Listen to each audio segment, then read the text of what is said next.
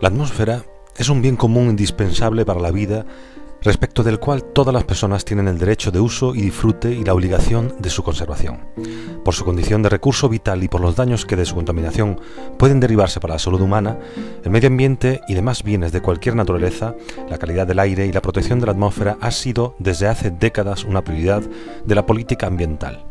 Así, a medida que los procesos de industrialización y de urbanización de grandes áreas territoriales fueron provocando impactos negativos en la calidad del aire, se hizo preciso, tanto en el plano nacional como regional e internacional, la articulación de un amplio repertorio de instrumentos legales tendentes a hacer compatibles el desarrollo económico y social y la preservación de este recurso natural. A la hora de evocar en nuestro máster el conocimiento de la contaminación atmosférica, debemos obligatoriamente partir del conocimiento exhaustivo de la propia estructura de esta atmósfera. La atmósfera se compone de varios estratos esféricos concéntricos separados por estrechas zonas de transición. Aún no se ha determinado el límite superior de la atmósfera, pero los satélites artificiales han puesto de manifiesto que hasta los 1000 o 1200 kilómetros por encima del nivel del mar se encuentran partículas gaseosas atraídas por la gravedad. Más allá no hay nada. Más del 99% de la masa de la atmósfera, que recordar que tiene masa, se concentra en los primeros 40 kilómetros de la superficie terrestre y a medida que la distancia desde la Tierra aumenta, la cantidad de gases que contiene va disminuyendo. Es decir, es un fluido que envuelve la esfera terrestre. La atmósfera aumenta o disminuye su volumen por la acción de la temperatura. Esto da lugar a cambios de presión y origina que la atmósfera se expanda y se contraiga respecto a su compresibilidad. Por ser una capa gaseosa, la atmósfera adopta la forma de la Tierra, ya que los gases de las regiones polares se contraen al enfriarse y su espesor es menor. Todo lo contrario ocurre en la zona ecuatorial, donde las temperaturas altas dilatan los gases y aumentan el espesor de la misma. En el diagrama podéis ver un poquito referenciado lo que son las partes de la atmósfera que nosotros tenemos que tener un mínimo conocimiento. Partimos de la troposfera, que es la parte más cercana, que llega hasta unos 10 o 20 kilómetros, que es por donde zona límite donde vuelan los aviones, la estratosfera, lo que es la mesosfera, lo que es el compendio de la capa de ozono y por último la termosfera o ionosfera. Con la línea azul podéis ver cómo se marca la variación de la temperatura aquí referenciada 0, 40, menos 40 grados. Es decir, a nivel de mar, como es lógico, rondamos con una temperatura inicial normal de unos 20 grados. Conforme vamos aumentando la altura, vemos cómo disminuye hasta alcanzar casi temperaturas de menos 50, menos 70 grados. Esto es la temperatura que hay en el exterior de un vuelo comercial normal que suele volar a unos 12.000 metros, es decir, 12 kilómetros.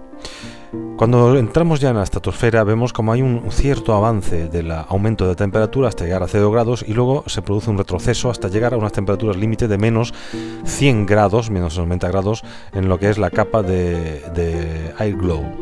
Entrando ya en la termosfera o ionosfera, que es la que directamente está ya menos protegida de la acción ultravioleta y radiológica del propio Sol, vemos cómo sube la temperatura llegando a alcanzar más de 200 grados a una altura de 130 kilómetros.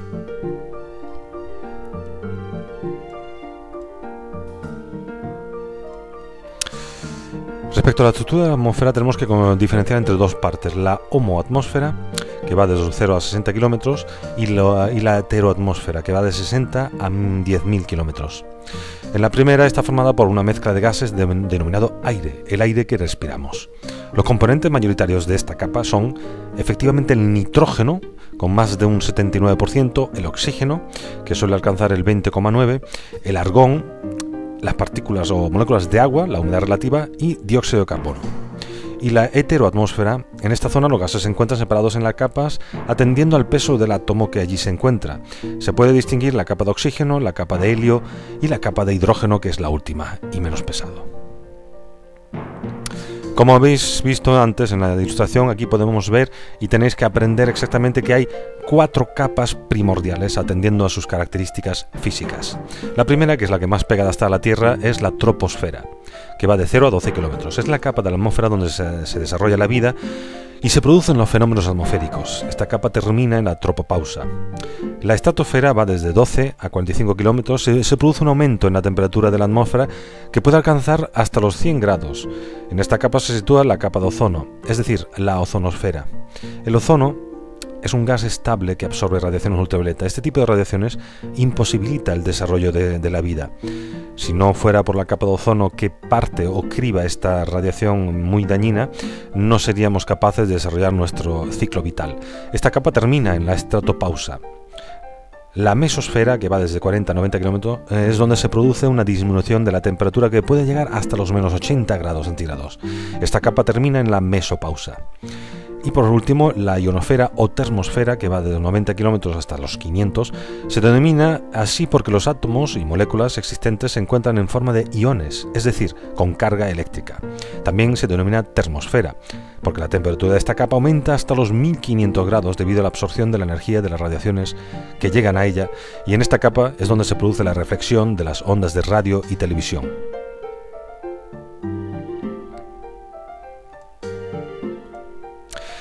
A la hora de afrontar el concepto de lo que es la propia contaminación atmosférica, tenemos que tener muy claro cuáles son o pueden ser los contaminantes principales. Aquí en la reflexión de esta página podéis ver que se entiende por contaminación atmosférica la presencia en el aire de sustancias y formas de energía, muy importante, sustancias y formas de energía que alteran la calidad del mismo, de modo que implique riesgos, daño o molestia grave para las personas y bienes de cualquier naturaleza. Hay que distinguir muy bien que contaminantes no solo son sustancias químicas, sino formas de energía, como el ruido, como la radiación electromagnética, los campos electromagnéticos o incluso la luz. Todas las actividades humanas, el metabolismo de la materia humana y los fenómenos naturales que se producen en la superficie o en el interior de la Tierra van acompañados de emisiones de gases, vapores, polvos y aerosoles. También de emisión de formas de energía, nunca lo olvidemos. Estos, al difundirse en la atmósfera, se integran en los distintos ciclos biogeoquímicos que se desarrollan en la propia Tierra. En la definición de la contaminación atmosférica dada arriba se desprende que el que una sustancia sea considerada contaminante o no dependerá de los efectos que produzca sobre sus receptores. Se consideran contaminantes aquellas sustancias que puedan dar lugar a riesgo o daño para las personas o bienes en determinadas circunstancias.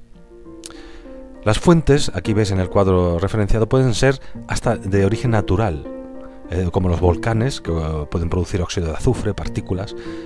Recordar el último volcán al norte de Europa que paralizó todos los aeropuertos, los fuegos forestales, como monóxido de dióxido de carbono, todos los productos, óxidos de nitrógeno, partículas, todos los productos de la combinación del oxígeno con cualquier materia orgánica que se haya combinado, los vendavales, que levantan polvo, las plantas vivas, que generan hidrocarburos, polen, las plantas en descomposición, generando metano, sulfuro de hidrógeno, el suelo, levantando virus y polvos, y el mar con el salitre, que genera partículas de sal en el ambiente. Una primera clasificación de estas sustancias, atendiendo a cómo se forman, es la que se distingue entre contaminantes primarios y contaminantes secundarios. En la tabla anterior hay que distinguir entre contaminantes naturales y antropogénicos, que serían los que genera el hombre. Los contaminantes primarios son muy importantes porque luego veréis que en la propia legislación están más considerados. Son los que se entienden por aquellas sustancias contaminantes que son vertidas directamente a la atmósfera. Los contaminantes primarios provienen de muy diversas fuentes, dando lugar a la llamada contaminación convencional. Su naturaleza física y su composición química es muy variada, si bien podemos agruparlos atendiendo a su peculiaridad más característica, tal como su estado físico, en el caso de partículas y metales, o elementos químicos, como el caso de contaminantes gaseosos. Aquí vienen las listas referenciadas: los aerosoles, los óxidos de azufre, el monóxido de carbono, los óxidos de nitrógeno, hidrocarburos, el ozono y el anhídrido carbónico. En el mundo del conocimiento del primero de los puntos, que son las partículas, el término aerosol o partícula se utiliza a veces indistintamente, ya que los aerosoles atmosféricos se definen como dispersiones de sustancias sólidos o líquidas en el aire. Puede haber un aerosol sólidos, polvos, o un aerosol líquidos, que serían nieblas o nubes. Las propiedades de los aerosoles que más afectan a los procesos de contaminación atmosférica son el tamaño de sus partículas, la forma y la composición química. El tamaño de la partícula oscila entre 1 y 1000 micras. La micra, recordad que es la millonésima parte de la unidad básica del metro, aunque existen algunas muy especiales fuera de estos límites. En la atmósfera, las partículas de tamaño inferior a una micra realizan movimientos al azar, produciendo choques entre ellas que dan lugar a agregados de mayor tamaño en un proceso denominado coagulación. En el campo que nosotros estudiamos normalmente, en el amplio margen de la conducción atmosférica, están las de tamaño comprendido entre 1 y 10. Aquí tenéis que tener claro el concepto de lo que es PM10 y PM2,5.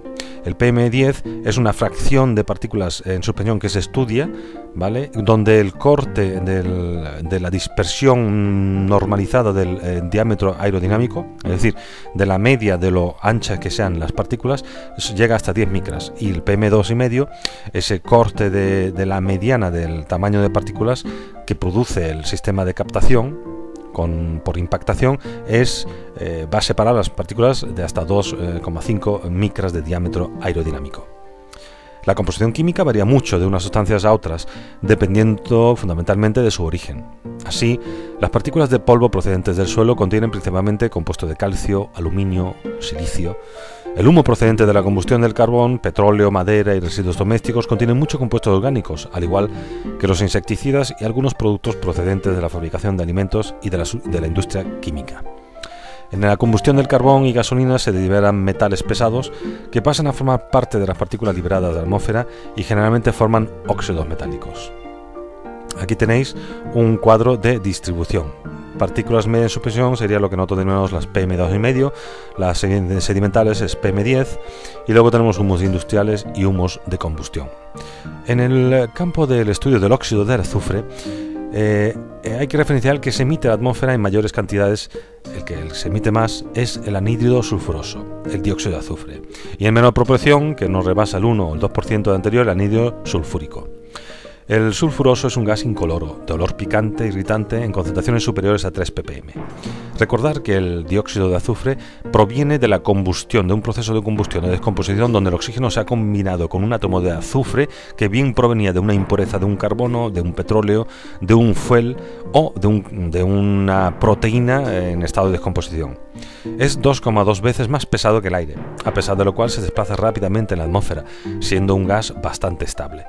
El anhídrido sulfúrico es un gas incoloro y muy reactivo que condensa fácilmente. En condiciones normales no se encuentra en la atmósfera, ya que reacciona rápidamente con el agua atmosférico, con la humedad relativa, formando ácido sulfúrico. La combustión de cualquier sustancia que contenga ácido produce emisiones de sulfuroso o sulfúrico, y la cantidad de sulfúrico producida depende de las condiciones de la reacción. Aquí tenéis el mecanismo de reacción del azufre con oxígeno que se combina y luego como el sulfuroso se combina con oxígeno para dar sulfúrico. Lo principal que tenéis que tener en cuenta es que este es el precursor de la lluvia ácida. Una gran concentración de sulfuroso o sulfúrico en el ambiente se combinaría con el H2O del agua, la humedad relativa, formando ácido sulfúrico, el cual se depositaría sobre las hojas de los árboles y sobre la vegetación, destruyéndola ipso facto. Respecto al monóxido de carbono, decir que es el contaminante de aire más abundante en la capa inferior de la atmósfera, sobre todo en el entorno de las grandes ciudades. Monóxido de carbono, no dióxido. Es un gas incoloro, inodoro e insípido y su punto de ebullición es de menos 192 grados. Presenta una densidad de 96,5% de la del aire, siendo un gas muy ligero que no es despreciable o apreciablemente soluble en agua. Es inflamable y arde con llama azul, aunque no mantiene combustión. ¿Dónde se produce? Pues principalmente por combustión incompleta del carbono, por una reacción elevada a temperatura entre el dióxido y materiales que contienen carbono, la disociación del propio dióxido de carbono, la oxidación atmosférica del metano, en proceso de fermentación, o procesos de producción y degradación de clorofila de las propias plantas. Los principales problemas de la contaminación atmosférica generados por el monóxido son debido a la combustión incompleta de carburantes de los automóviles.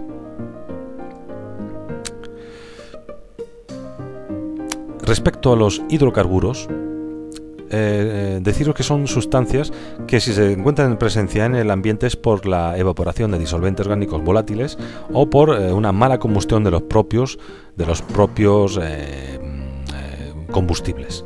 Respecto a los hidrocarburos, sabéis que dependen, si son de la familia alifática, los alquenos, los alquinos y cuanto más larga sea la cadena de carbono, más pesado es el compuesto y menos volátil y menos fuga habrá a la atmósfera. El ozono es una forma alotrópica del oxígeno. Su forma química es O3. En condiciones normales es un gas incoloro de olor picante característico. Posee un gran poder oxidante y gran tendencia a transformarse en oxígeno. Se producen en mediaciones, y todos habréis olido el olor característico, en las imprentas o en las fotocopiadoras y impresoras. Las concentraciones de ozono a nivel del suelo son muy pequeñas, incrementándose rápidamente con la altura. Su presencia en la parte baja de la atmósfera se debe sobre todo a la acción fotoquímica de las radiaciones solares en presencia de los óxidos de nitrógeno y los hidrocarburos. El anhídrido carbónico o dióxido carbónico es un gas incoloro e inodoro, no tóxico, más denso que el aire, que se presenta en la atmósfera en concentraciones que oscilan entre 250 y 400 ppm.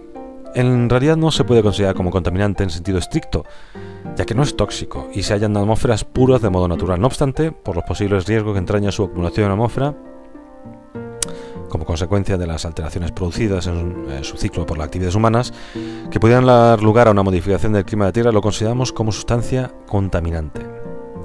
Los compuestos halogenados son los compuestos químicos que tienen en su molécula un átomo de cloro, de flúor, de yodo, cualquier halógeno. Aquí hay que destacar los clorofluorcarbonos y cualquier compuesto que se ha ido utilizando en la industria de los aire acondicionados. Por último, los metales tóxicos son elementos químicos que generalmente se hallan presentes en la atmósfera en muy bajas concentraciones, a no ser que estemos cerca de un polo químico industrial. Una de las consecuencias más graves de la presencia de metales tóxicos en el ambiente es que no son degradados ni química ni biológicamente por la naturaleza, por lo que implica su persistencia en ella. Esta persistencia lleva a la ampliación o amplificación biológica de los metales en las cadenas tróficas. Como consecuencia de este proceso, las concentraciones de metales en los miembros superiores de la cadena pueden alcanzar valores muy superiores a los encontrados en la atmósfera. Aquí hay que tener en cuenta la magnificación biológica. Entre los metales tóxicos más importantes por sus efectos sobre la salud del ser humano están el mercurio y el plomo, ambos muy usados en industrias químicas. El plomo como antidetonante, como forma tetraetilo de plomo en las gasolinas, y el mercurio en grandes procesos de tratamiento de superficies metálicas. La cantidad de plomo en el aire ha experimentado un marcado aumento como consecuencia de las actividades humanas, siendo la concentración de plomo en las áreas urbanas de 5 a 50 veces superiores que en las áreas rurales. Y luego, por último, también ver las sustancias radiactivas. La causa de entender estas sustancias como contaminantes radica que se emiten radiaciones ionizantes que pueden provocar efectos nocivos cuando intervienen o interaccionan con los seres vivos. Aquí habría que diferenciar entre la radiación o la sustancia de origen natural o las sustancias de origen artificial o antropogénica respecto a los residuos radioactivos de las centrales nucleares. Todo esto respecto a los contaminantes primarios. Los contaminantes secundarios son los referenciales que no se vierten directamente a la atmósfera desde los focos emisores, sino que se producen como consecuencia de las transformaciones y reacciones químicas y fotoquímicas que sufren los contaminantes primarios en el seno de las mismas. Respecto a la contaminación fotoquímica, deciros que se produce como consecuencia de la aparición en la atmósfera de oxidantes originados al reaccionar entre sí los óxidos de nitrógeno, los hidrocarburos y el oxígeno en presencia de radiación ultravioleta de los rayos del sol. Aquí veis que la formación de los oxidantes se ve favorecida en situaciones estacionarias de altas presiones, anticiclones, asociados a una fuerte insolación y vientos débiles que dificultan la dispersión de los contaminantes primarios. El mecanismo de formación de los oxidantes fotoquímicos es complejo, realizándose por etapas a través de una serie de reacciones químicas. El proceso completo puede ser simplificado en las 3 etapas siguientes. En la primera, a través del ciclo fotolítico del dióxido de nitrógeno, que junto con la radiación ultravioleta forma monóxido de nitrógeno y un radical de oxígeno libre, que el cual se va a combinar directamente con un oxígeno, molécula binaria, y forma lo que es ozono. El ozono se combinará con el monóxido de nitrógeno y formará dióxido de nitrógeno más oxígeno. La formación de radicales libres activos, la presencia en el aire de hidrocarburos hace que el ciclo fotolítico se desequilibre al reaccionar estos con el oxígeno atómico y el ozono generado, produciendo radicales libres muy reactivos, como aquí podéis ver que son un cuerpo de carbono, oxígeno e hidrógeno con radical libre. Este oxígeno está ávido por combinarse con otros compuestos en superficie. Eso es lo que se llaman los radicales libres. La formación de productos finales. Los radicales libres formados reaccionan con otros radicales, con los contaminantes primarios y con los constituyentes normales del aire, dando lugar a los contaminantes fotoquímicos según las reacciones que aquí podéis referenciar, dando lugar a aldehídos, cetonas, ácidos orgánicos o también nitratos de peroxiacilos, denominados con el acrónimo PAN. La mezcla resultante de todas estas sustancias da lugar a la denominada contaminación fotoquímica o smog fotoquímico, como tipo Los Ángeles, Nueva York, como normalmente se conoce debido a que fue en esta ciudad californiana donde se observó por primera vez. Este tipo de contaminación se presenta cada vez más con más frecuencia en las grandes ciudades, en los países industrializados, siendo muy interesante el estudio de la variación durante el día de la concentración de los contaminantes que intervienen en el mecanismo de formación de los oxidantes fotoquímicos. Respecto a la acidificación del medio ambiente, comentar o referenciar, aquí podéis leerlo, lo que antes comentamos. La liberación a la atmósfera de la combinación del azufre proveniente de las impurezas del carbono o de las gasolinas que quemamos, dando lugar a ácido sulfuroso, el cual se combina, sigue oxidándose, dando lugar a ácido anhídrido sulfúrico, que en combinación con las moléculas de agua dan ácido sulfúrico, que os recuerdo que es el ácido de las baterías de los coches, extremadamente corrosivo, el cual cuando precipita en forma de disolución sobre las plantas o los árboles, pues crea el efecto llamado comúnmente como las lluvias ácidas. Este fenómeno se vio muy referenciado porque traspasa las fronteras nacionales, es decir, las grandes carboneras de la industria alemana a la orilla del Rin produjeron grandes emisiones de combustión, las cuales nubes tóxicas iban trasladándose por el aire, quemando químicamente todas las grandes masas arbóreas de la Polonia vecina. El proceso de retorno a la Tierra puede realizarse de dos maneras: con una deposición seca, es decir, una fracción de los óxidos vertidos a la atmósfera de azufre retornan a la superficie de la Tierra en forma gaseosa, o de aerosoles. Esto puede ocurrir cerca de las fuentes de emisión de los contaminantes, o como he dicho antes, a distancia de hasta algunos cientos de kilómetros. Y la deposición húmeda es la combinación directa del sulfúrico o nítrico con el agua, dando lugar al ácido sulfúrico o al ácido nítrico. Estos ácidos se disuelven en las gotas de agua que forman las nubes y en las gotas de lluvia retornan al suelo con las precipitaciones. Una parte de estos ácidos queda neutralizada por las sustancias presentes en el aire, tales como el amoníaco, o formando iones de amonio. Los ácidos disueltos consisten en iones de sulfato, iones nitrato e iones de hidrógeno. Todos estos iones están presentes en las gotas de lluvia, lo que da lugar a una acidificación de la misma, es decir, el pH va a bajar. Recordando, más adelante lo estudiaremos, que el pH de 1 a 14 se considera como básico el 7, como neutro el pH 7. Todo lo que sea de 7 para abajo es pH ácido y todo lo que sea de 7 para arriba es pH básico. Respecto al tema de la capa de ozono, de todos es conocido la famosa leyenda, la famosa retribución del agujero de la capa de ozono. Y uno de los grandes problemas causados por las reacciones que tienen lugar entre los contaminantes de la atmósfera es el de la disminución de la capa de ozono de la estratosfera como consecuencia de la descarga de determinadas sustancias a la atmósfera. El ozono contenido en la estratosfera se puede descomponer a través de una serie de reacciones cíclicas en las que intervienen radicales que contienen hidrógeno y nitrógeno. El ozono se puede descomponer también por absorción de radiación ultravioleta, produciendo oxígeno atómico y molecular. Como consecuencia de estas reacciones de producción y destrucción, se forma una capa de ozono cuyo espesor varía cíclicamente, tanto como diaria como estacionalmente. Se han detectado como potencialmente peligrosa para la capa de ozono tres tipos de actividades humanas. Primeramente, la generación de gran cantidad de óxido de nitrógeno, como eran válido con los aviones supersónicos como el Concorde y los cohetes espaciales. La producción de óxidos nitrosos como resultado de la acción desnitrificadora de las bacterias en el suelo. Los óxidos nitrosos son productos relativamente estables que pueden persistir en la troposfera, llegando a alcanzar la estratosfera, donde se puede descomponer en óxido nítrico, que es activo en la destrucción del ozono. Esta es probablemente la principal fuente de óxido de nitrógeno presente en la estratosfera y el principal agente de destrucción del ozono en el ciclo natural.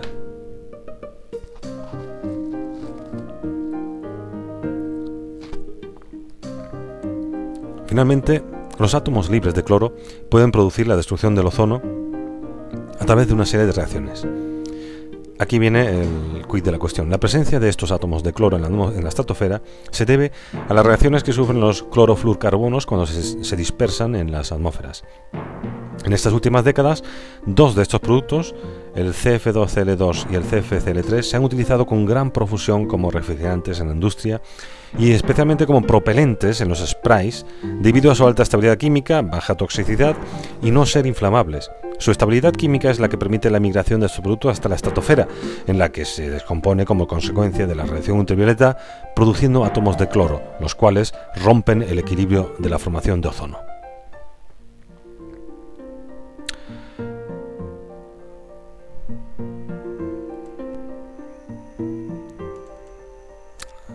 Respecto a la composición y la estructura y los conceptos reconocidos con respecto a la composición de la atmósfera, que volvemos a repetir es primordial en su conocimiento, nada más cabe reseñar que la importancia a la hora de conformar el estudio y todas las problemáticas que pueden llevar a un especialista, a un técnico a la hora de hacer un estudio de contaminación atmosférica, o ver cómo todos estos conceptos se ven referenciados en la cuestión legal respecto a los reglamentos que veremos en las próximas jornadas, es primordial. Es decir, no os podéis enfrentar a estudiar un decreto de contaminación acústica o de contaminación de aire sin tener claro los conceptos y los temas primarios, como son diferenciar entre contaminantes primarios y secundarios, entre lo que son un problema en la capa de ozono o lo que puede generar un problema de lluvia ácida. Todo esto es importantísimo y como tal espero haberoslo referenciado y expuesto. Muchas gracias por vuestra atención. Hasta la próxima.